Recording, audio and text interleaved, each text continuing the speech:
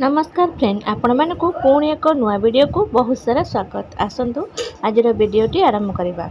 झाड़ू को सर्वदा शुआई रखंतु एवं लुचेई रखंतु, यह द्वारा मंगल होता है। जदि नियमित खाली पेटरे लेंबू पानी पियंतु तेबे यह धीरे धीरे पेटर चर्बी कमेवा को लगी थाए। जदि आपणकर सबुबले ओठ फाटुए तेबे आपण ओठरे कंचा क्षीर लगातु। पियाज रसरे लेंबू रस मिसेकी पीले बांती आसवा तुरंत बंद हो जाए। कंचा रसुण खाइले रक्त गाढ़ होई न थाए एवं शरीर में ताजा रक्त तैयारी हुए। सप्ताह को गोटे थर निंब काढ़ा पीले पेटर सबु मैला सफा होता है एवं चेहरा रे प्राकृतिक पद्धति रे निखार आसी थाए।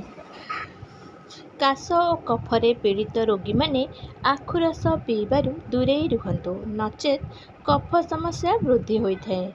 छिड़ा होइकी परिश्रा करंतु नहीं, एहार प्रभाव सीधा स्मरण शक्ति उपरे पड़ी थाए, जहा फल स्मरण शक्ति धीरे धीरे कम हेबाकु लागि थाए। सेथिपई छिड़ा होइकी परिश्रा करंतु नहीं।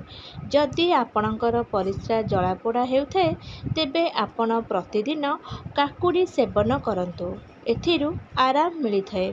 जदि आपणक पाखरे पैसा बंचु न थाए तेबे आपण पकेट रे किंबा पैसा रखिबा स्थान रे मंदार पत्र सहित बेलपत्र रखंतु।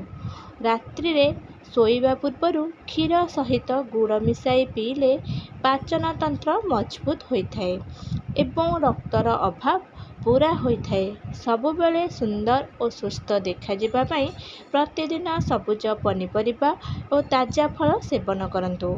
आपण मानकु ए वीडियोटी किपरि लागिला आपण माने निश्चय मते कमेंट करी जणाइबे। रहिली, जय जगन्नाथ।